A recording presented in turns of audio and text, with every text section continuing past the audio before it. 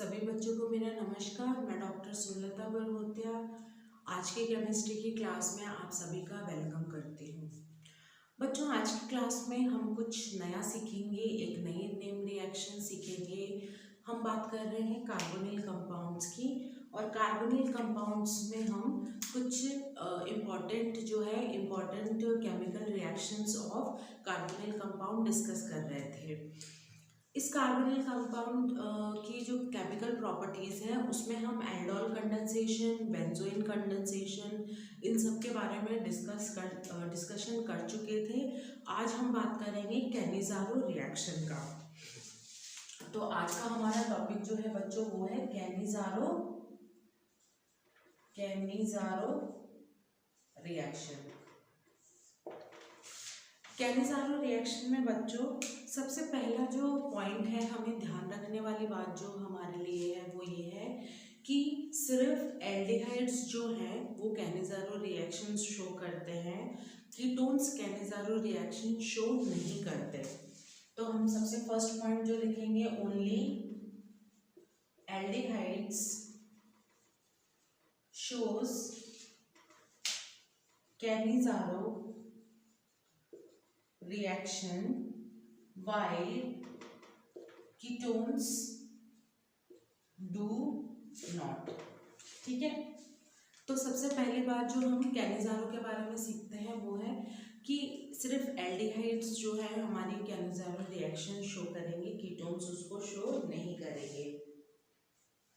अब बच्चों नेक्स्ट जो इम्पोर्टेंट बात है कैनिज़ारो के बारे में वो ये है कि जो एल्डिहाइड्स जिनमें अल्फा हाइड्रोजन नहीं है, ओनली दोज एल्डिहाइड्स जिनमें अल्फा हाइड्रोजन नहीं है वो कैनिज़ारो रिएक्शन शो करेंगे।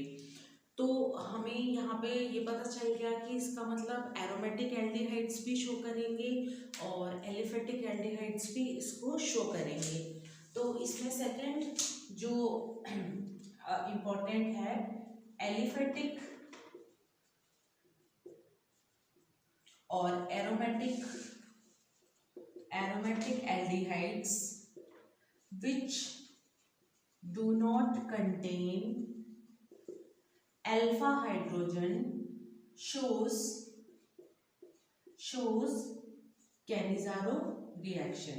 ठीक है, यानी जो एल्डिहाइड्स जिनके पास अल्फा हाइड्रोजन नहीं है, अल्फा हाइड्रोजन के बारे में हमने डिस्कशन कर लिया था पहले के लेक्चर्स में। हमने अल्फा हाइड्रोजन्स को पहचानना भी सीख लिया था, हमने काउंट करना भी सीखा था। तो अल्फा हाइड्रोजन्स जिनमें ऐसे कार्बोनिल कंपाउंड्स जिनमें अल्फा हाइड्रोजन नहीं है वो कैनिज़ारो रिएक्शन शो करेंगे। जैसे मैं कुछ एग्जांपल्स लिखती हूँ। जैसे फर्स्ट हमारा एग्जांपल है CH3 का थ्राइस CHO, इसको कहते हैं पीवर एल्डिहाइड। ठीक है, जैसे ये हमारा सबसे फर्स्ट एग्जांपल है बच्चों। उसके बाद नेक्स्ट हम जैसे शो करेगा क्लोरल CH3CHO। ठीक है, इसको हम कहते हैं क्लोरल। ये बहुत ही इम्पोर्टेंट जो है कंपाउंड है हमारा क्लोरल। इसके बारे में हमने पिछले क्लास में काफ़ी कुछ सीखा था, इसमें हाइड्रोजन बॉन्डिंग की उन सब की हमने बात की थी। उसके बाद नेक्स्ट हमारा जो कंपाउंड है वो है बेंजल्डिहाइड।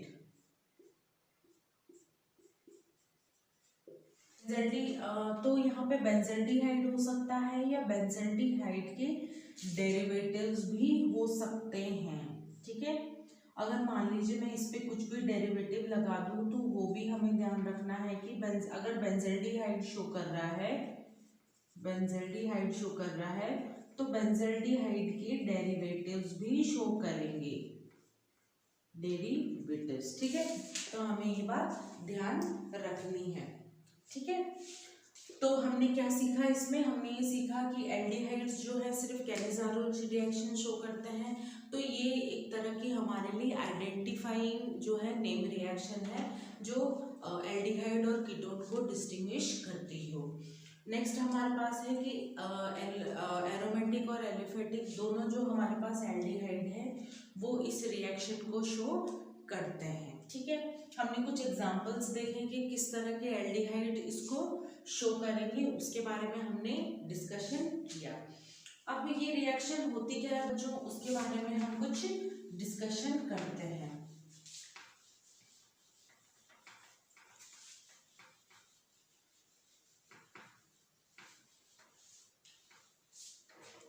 अब ये जो रिएक्शन है इसमें हम देखते हैं कि बात करते हैं कि ये रिएक्शन होती क्या है। इसमें मान लीजिए आप दो मॉलिक्यूल्स ऑफ कोई कार्बोनिल कंपाउंड ले रहे हैं, ठीक है। मान लीजिए हमने ले लिया प्लस 2 मॉलिक्यूल्स ऑफ बेंजल्डिहाइड, ठीक है। इसको हम कंसंट्रेटेड NaOH की प्रेजेंस में, कंसंट्रेटेड NaOH की प्रेजेंस में हम रिएक्ट करवाते हैं। तो हमने एक नई बात और ये सीखी इसमें कि वहाँ पे हम जो एल्कलाई जो भी यूज़ कर रहे थे एल्डोल और बेंजोइन में, उसमें हमने डाइल्यूट जो है बेस यूज़ किया था, पर इसमें हमने जो है कंसंट्रेटेड बेस यूज़ किया है। अब इसमें क्या होता है, जो 2 मॉलिक्यूल्स ऑफ हम कार्बोनिल कंपाउंड ले रहे हैं उसमें एक मॉलिक्यूल का तो जो है रिडक्शन हो जाता है और वो बन जाता है हमारा एल्कोहल, क्योंकि हमने ये सीखा है पहले कि एल्डिहाइड का जो रिडक्शन है, रिडक्शन से हमें मिलेगा एल्कोहल और एल्कोहल के ऑक्सीडेशन से हमें मिलेगा एल्डिहाइड। उसी तरह से हमने देखा कि एल्डिहाइड के ऑक्सीडेशन से हमें मिलेगा कार्बोक्सिलिक एसिड, कार्बोक्सिलिक एसिड, और कार्बोक्सिलिक एसिड के रिडक्शन से हमें मिलेगा एल्डिहाइड या कीटोन, जो भी हम बात कर रहे हैं, ठीक है। तो हमने यानी हमारे पास जो रिडक्शन प्रोडक्ट है वो हमें मिला है एल्कोहल, और एक हमें मिलता है ऑक्सीडेशन प्रोडक्ट होगा इसका कार्बोक्सिलिक एसिड। तो यहाँ पे हमें प्योर कार्बोक्सिलिक एसिड ना मिलके उसका सॉल्ट मिलता है, क्योंकि हम यहाँ पे कंसंट्रेटेड बेस की जो कंडीशंस यूज कर रहे हैं, तो ये हमारा हो जाएगा प्लस CONA माइनस और Na प्लस। तो ये हमारा जो है वो है ऑक्सीडाइजिंग प्रोडक्ट। अब इसमें हमने एक नई बात ये सीखी कि साइमल्टेनियस जो है हमारा रिडक्शन भी हो रहा है और ऑक्सीडेशन भी हो रहा है। इसका मतलब ये जो रिएक्शन है ये है डिस्प्रपोर्शनेशन, डिस्प्रपोर्शनेशनल रिएक्शन, यानी एक ही साथ जो है रिएक्टेंट का जो है रिडक्शन भी होना और एक ही साथ ऑक्सीडेशन भी होना, इसको हम कहते हैं डिस्प्रपोर्शनेशन रिएक्शन।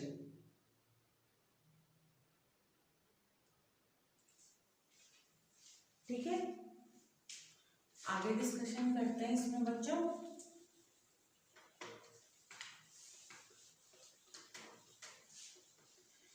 अब हम कुछ टाइप्स ऑफ कैनिज़ारो रिएक्शन पढ़ेंगे, जिसमें सबसे फर्स्ट जो है वो है क्रॉस कैनिज़ारो रिएक्शन। इसका नाम है cross Cannizzaro. Cross Cannizzaro reaction क्या होती है बच्चों? अब हम बात करेंगे क्रॉस कैनिज़ारो रिएक्शन के बारे में। मान लीजिए मैं कोई दो एल्डिहाइड्स ले रही हूँ, RCHO प्लस C6H5CHO, इसको हम कंसंट्रेटेड NaOH के प्रेजेंस में रिएक्शन करवा रहे हैं, ठीक है। जब हम दो डिफरेंट एल्डिहाइड्स जो है रिएक्ट करवाते हैं, टू डिफरेंट एल्डिहाइड्स,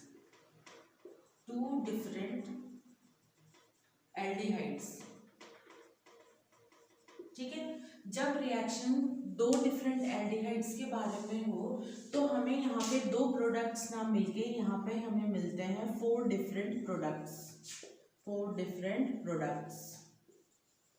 ठीक है। 4 डिफरेंट प्रोडक्ट्स मिलते हैं और 2 डिफरेंट एल्डिहाइड्स के बीच में रिएक्शन हो रही है, तो इस तरह की रिएक्शन को हम कहते हैं क्रॉस कैनिज़ारो रिएक्शन। यानी एक बार जो है मान लीजिए ये हमारा एल्डिहाइड फॉर्मेल्डिहाइड है, तो फॉर्मेल्डिहाइड का ऑक्सीडेशन भी होगा और रिडक्शन भी होगा, यानी इसी का हमें अल्कोहल भी मिलेगा और इसी का हमें जो है कार्बोक्सिलिक सॉल्ट भी मिलेगा। उसी तरह हमारे पास अगर हमारे पास बेंजल्डिहाइड है तो एक रिएक्शन में हमें बेंजल्डिहाइड का जो है सॉल्ट भी मिलेगा और एक में अल्कोहल भी मिलेगा। इस तरह से हमारे पास 4 डिफरेंट प्रोडक्ट्स हो जाएंगे। तो इस तरह के रिएक्शन को हम कहते हैं बच्चों cross Cannizzaro reaction. HCOONA plus minus और प्लस C6H5CH2OH हमारे पास फर्स्ट प्रोडक्ट ये है। या फिर हम बात करें अल्कोहल की तो CH2OH, और या हम बात करें C6H5COO नेगेटिव और Na प्लस। यानी हमने देखा कि एक ऑक्सीडाइज, एक रिड्यूस, एक ऑक्सीडाइज, एक रिड्यूस, एक ऑक्सीडाइज, हमें 4 डिफरेंट प्रोडक्ट्स इसके प्राप्त हो रहे हैं। ठीक है,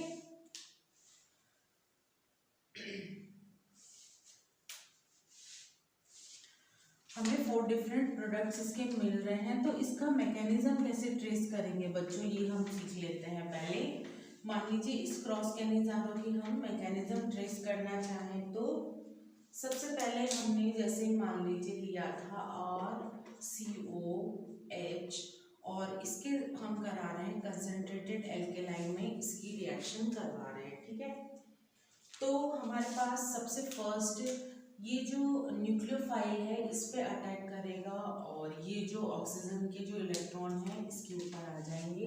तो हमें फर्स्ट जो है इस तरह का जो है इंटरमीडिएट मिलेगा।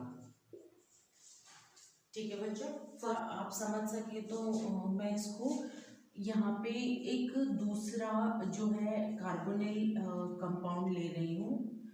मान लीजिए यहाँ पे दूसरा मैंने R' ले लिया है क्योंकि हमने वहाँ बेंजल्डिहाइड लिया था। तो मैं यहाँ डिफरेंट, क्योंकि क्रॉस कैनिज़ारो की बात हो रही है तो डिफरेंट जो है आगे की रिएक्शन, अगर हम आगे की रिएक्शन मैकेनिज्म की बात करें तो ये इलेक्ट्रॉन्स जाएंगे इधर, ये इलेक्ट्रॉन्स जाएंगे इधर और ये हाइड्राइड जो है यहाँ पे जंप करेगा और ये इलेक्ट्रॉन्स जाएंगे इधर। ठीक है बच्चों, अगर जुड़ गया तो हमें क्या मिलेगा नेक्स्ट कि ये ROH डबल बॉन्ड, क्योंकि ये तो इधर जो है ऑक्सीजन डबल बॉन्ड बना लेगा यहाँ पे जाके, प्लस R' ये हाइड्राइड यहाँ पे जंप करने की वजह से R, यहाँ पे H, ये H और ये O नेगेटिव। ठीक है, अब इसको तो हम इक्विवेलेंट में लिखते हैं RCOH।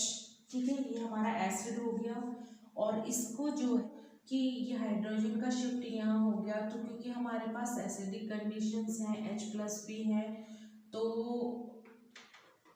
जो है CH2OH। ठीक है, हमारे पास H आयंस की अवेलेबिलिटी है। तो नेक्स्ट जो हमारा प्रोडक्ट बनेगा ये अल्कोहल और ये एसिड हमें कुछ इस तरह से मिलेगा। आगे की बात करें बच्चों, नेक्स्ट जो कैनिज़ारो का टाइप है वो है इंटरनल कैनिज़ारो। अभी हमने पढ़ा क्रॉस कैनिज़ारो रिएक्शन, आगे हम बात करते हैं इंटरनल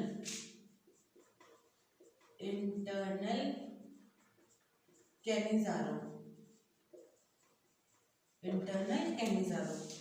इंटरनल कैनिज़ारो मतलब होता है बच्चों कि अगर हमारे पास एक ही जो है कंपाउंड है और उसी कंपाउंड के अंदर उसका आधा पार्ट ऑक्सीडाइज हो रहा है और आधा पार्ट रिड्यूस हो रहा है तो उसको हम कहेंगे इंटरनल कैनिज़ारो रिएक्शन। तो जैसे इसका फर्स्ट एग्जांपल है कि हमारे पास HCO, इसको हम कहते हैं ग्लायोक्सिल।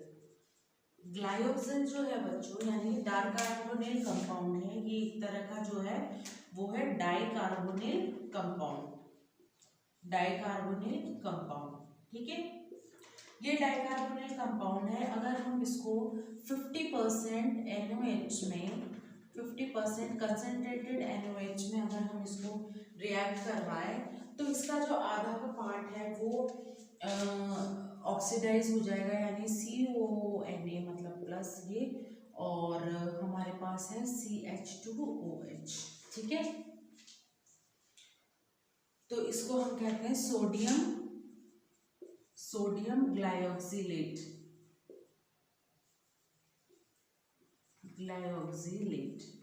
ठीक है।